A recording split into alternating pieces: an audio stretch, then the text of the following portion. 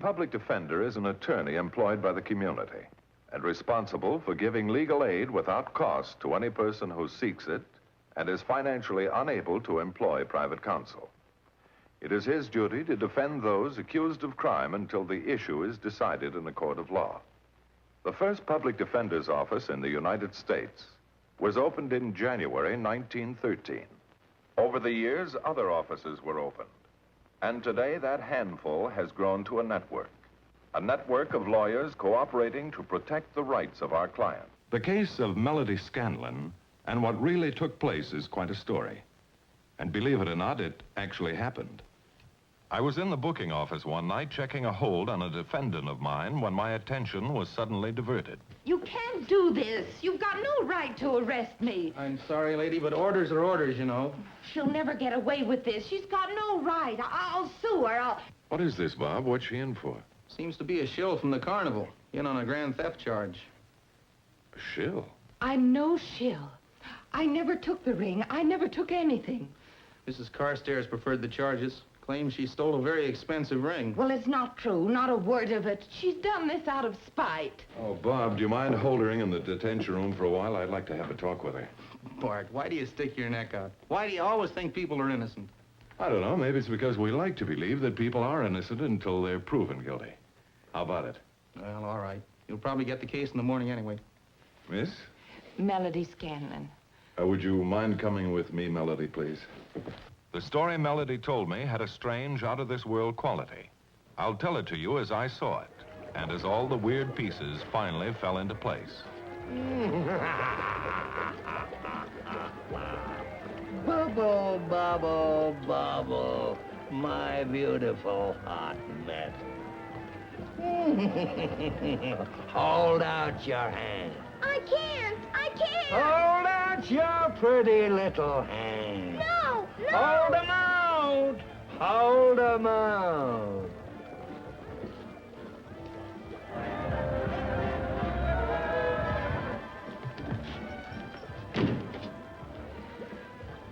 I told you I'm not going to let Kiki work that act, Duke, and I mean it. But, Mom, it's a beautiful act. And it's refined. This stuff looks just like real lead, and it's not too hot to handle. And I built a furnace that'll fool anybody, only it ain't hot. Well, hot or cold, she's not going to work the act or any other if I have my way.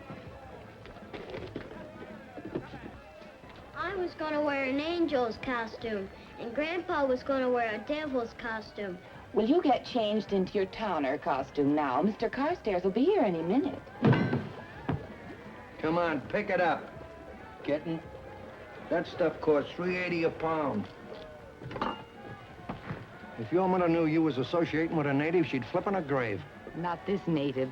When Mom insisted I get a college education, she must have hoped for me like I hoped for Kiki. Oh, honey, you'd never be happy away from all of this. 10 generations of us have been in it. Your mother loved it. Oh, Dad, Mommy only loved the carny because, well, you loved it. And that's what you wanted.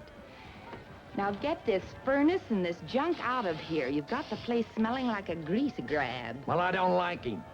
Well, I like him. And just because he's a businessman is no sign he's a bum, Dad. Leave me tell you, no daughter of mine is gonna marry up with a towner. Am scray, Dad. I've got to get dressed. And you too, honey. Now hurry.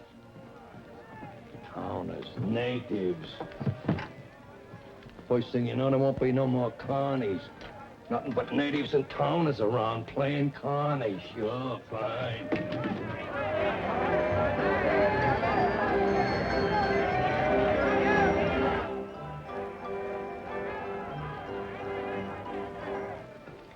Come in, Mr. Carstairs. Thank you. Good evening. Hello, Kiki. Oh, how's the girl? Okay, I guess. Mom will be ready in a minute. Won't you sit down? Oh, thank you.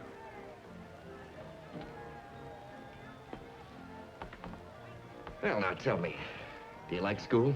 Sure, the one in Sarasota. Florida? Yeah, we winter there. Well, what subjects do you like best? Tumbling and high wire. Well, how about reading, writing, and arithmetic? You have to take those. I never liked those subjects very much myself. Grandpa says you should learn them, though, to keep the natives from cheating you. Natives? Well, what natives? Well, us carnies live on the road. Natives live in towns and on farms. Oh. Well, that makes me a native. People can't help being what they are. It's not your fault.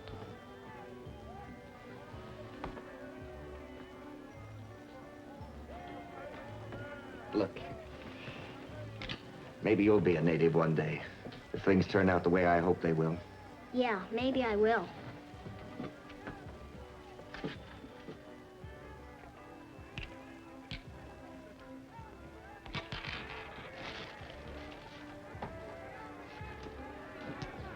Well, what's that? A game? Oh, just a game of Grandpa's. You try to guess which shell the pea's under. That one. You have to play this for money. Oh, gambling.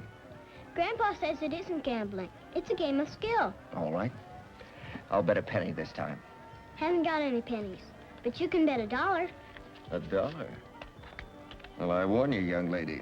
If I win, I'm going to keep it. All right? Sure.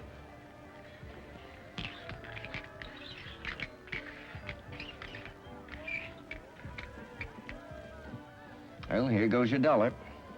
That one.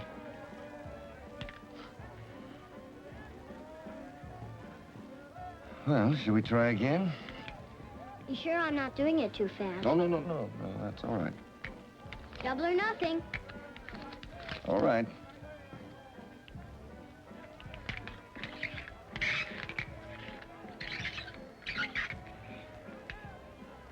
Which one?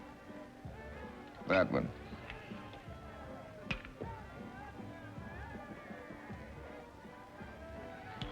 Want to try for 8? Well, you're not a very good businesswoman, young lady. You keep doubling up. I'm bound to win it all back. Easy come, easy go, Grandpa says. For 8? You decide while I get a drink of water.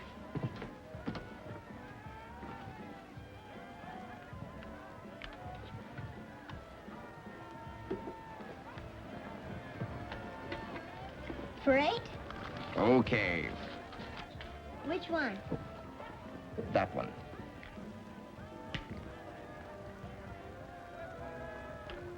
Now, look here, Kiki. There's something fishy about this.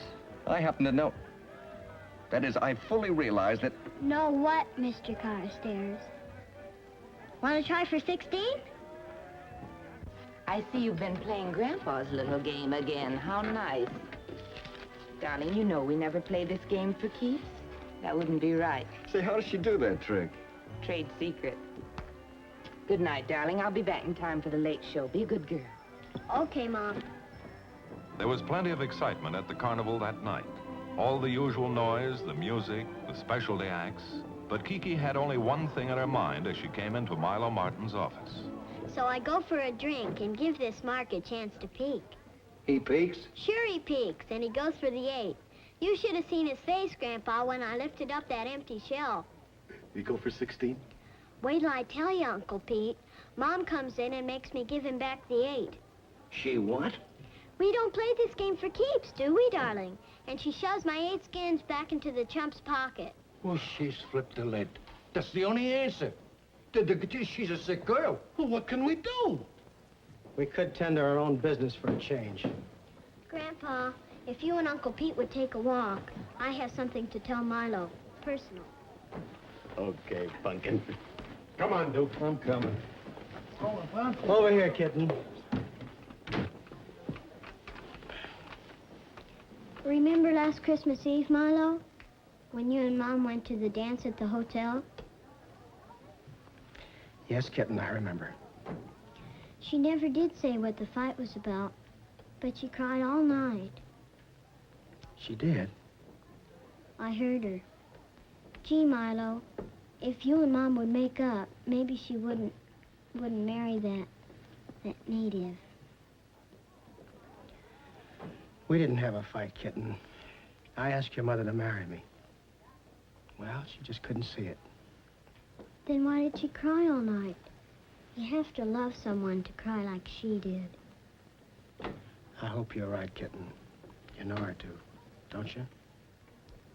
Gee, Milo, what are we going to do? What are we going to do? I wish I knew, honey. I sure wish I knew. It's beautiful. Your mother must be a very generous woman. It was my grandmother's. And my mother gave it to me. For my wife. 3 generations. 3 generations of beautiful women. And I have the most beautiful one of all. Preston, when am I going to meet your mother? Well, soon. Tomorrow, I imagine.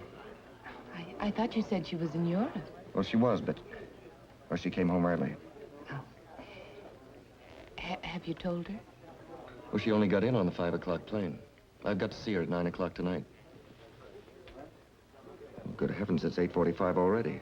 Oh, I've got to get back to my late show. Oh, Melody, you don't mind if I send you back in a hotel limousine? Oh, no, of course not.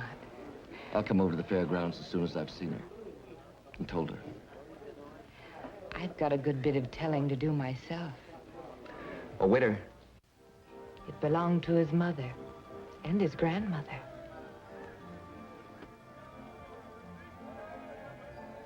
And now it's mine.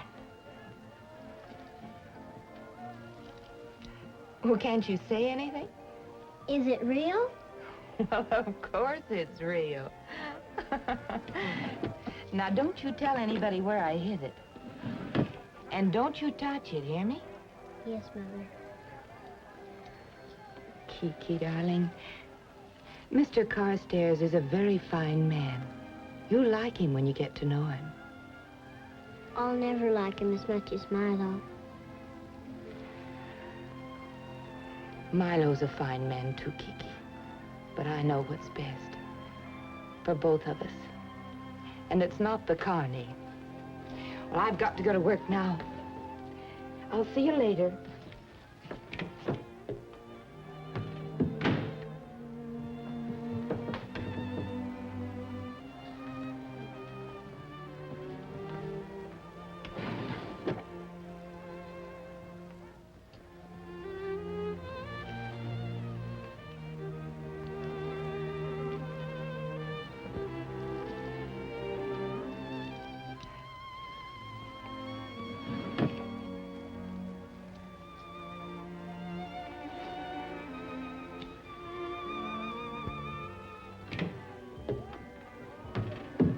Hi, kitten. Been waiting long?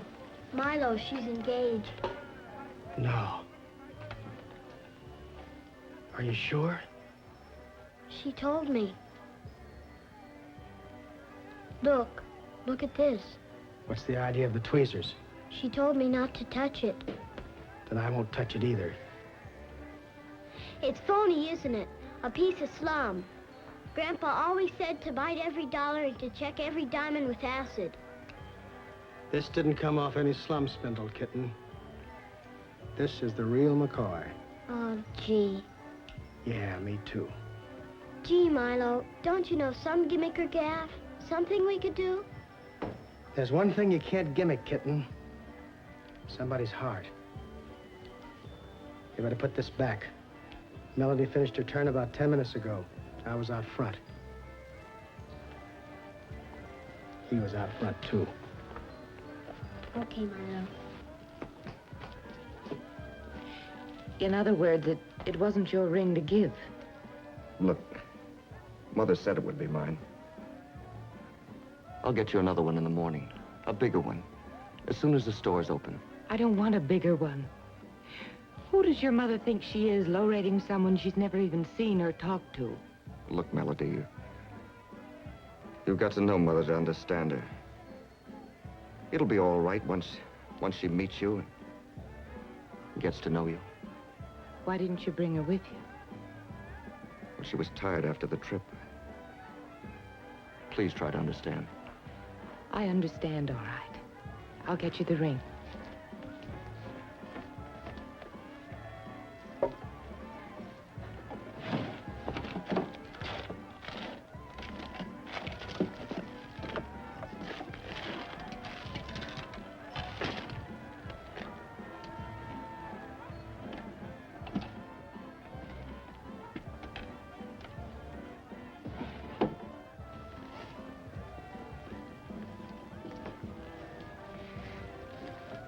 Preston, I can't give you the ring tonight. What? It's gone. It's not there. What do you mean it's been stolen? No, not stolen. I think somebody's trying to gimmick the engagement. But who? I don't know, but I'll soon find out. Kiki, where have you been? At Milo's. Good night, Mom.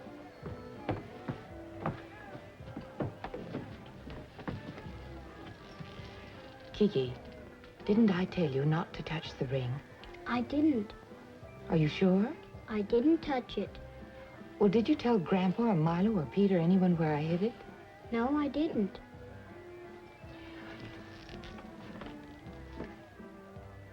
I'll have to have time to get to the bottom of this. But you can tell your mother she'll get her ring back. Getting her to believe it's another matter. You don't know my mother. Then maybe she'll believe me.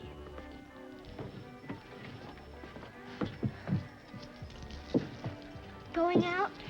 I'm going to Mr. Carstairs' home. I won't be long. Bye, dear.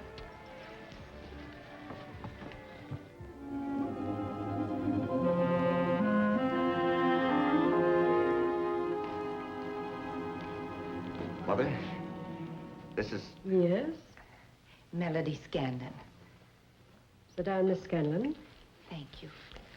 Preston, I'd like to talk to Miss Scanlon alone. Now, look, Mother... Please, Preston, it's getting late and I'm very tired. Why don't you wait in the other room, dear?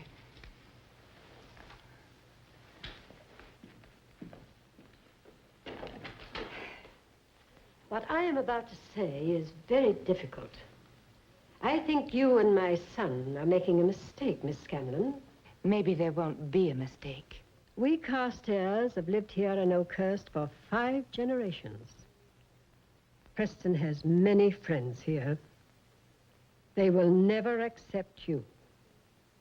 He will always be Preston Carstairs. You will always be the girl who danced in a carnival.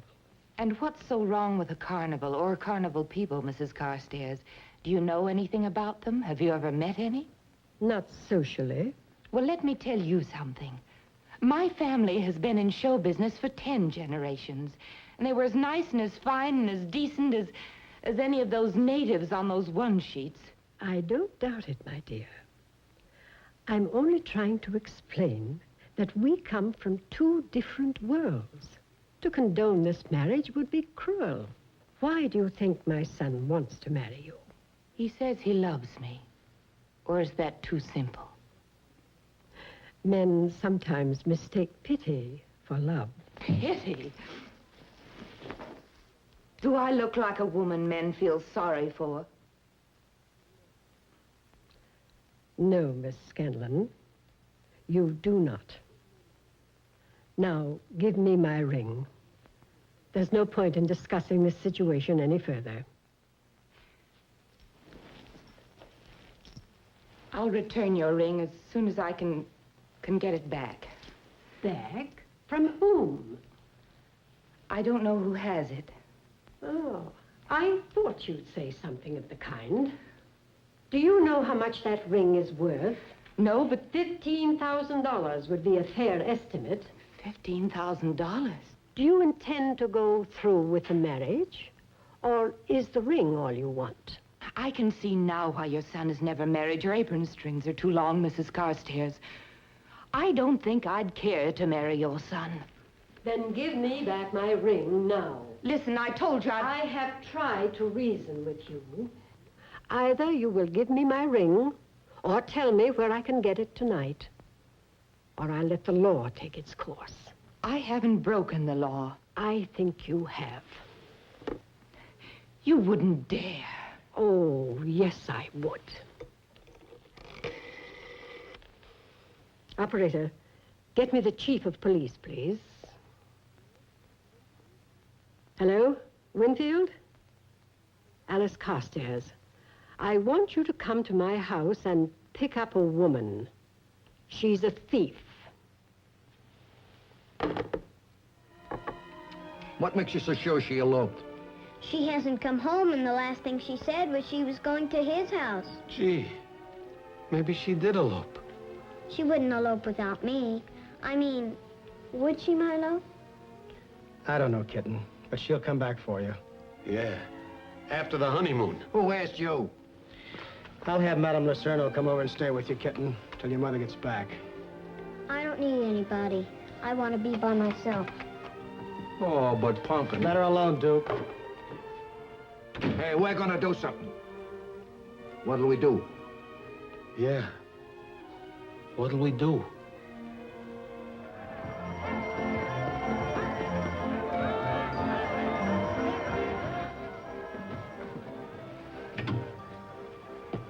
I'm looking for Milo Martin. That's me, mister. What's your pitch? Your star performer ran afoul of the fuzz. Are you with it? No, I'm the public defender.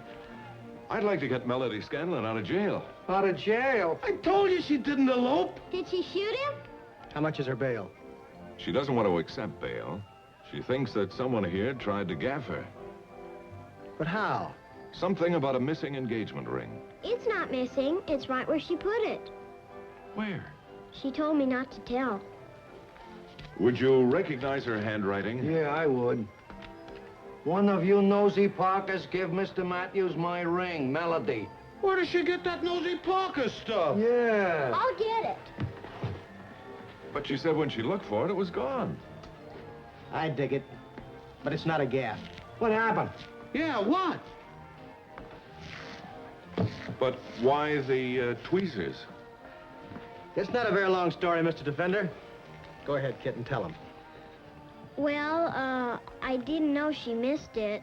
All she said was, did I touch it? Oh, Pumpkin. When the ring was returned to Mrs. Carstairs, the district attorney promptly moved for dismissal of the charges against Melody. There was quite a celebration when she returned to the fold that night. Oh, it's a great act, Pete. And then I take the ladle of hot boiling lead and I pour it into the little mitts, see? Yeah, go on, go on. Oh, it's a great act. Ah, I told you not to touch any more of that chicken. But I'm not touching it. I'm using a fork. Like you didn't touch the ring. Right. I wish you'd straighten her out on that little matter, Mr. Matthews. Well, the law says that anyone who is an accessory to the act is just as guilty as the one who commits it. Do you dig that, honey? No. Well, let me try it this way. Don't gimmick the truth with words. Now, the grift is strictly for the marks, but when you try to sucker someone who you love, you're just a nosy Parker. Oh, now it lights up. You mean it's not kosher to gaff your own mother? Put her there. Will you always remember that, darling? I will if I can have another piece of chicken. Pass her the gum. Go on. Help yourself, Pumpkin.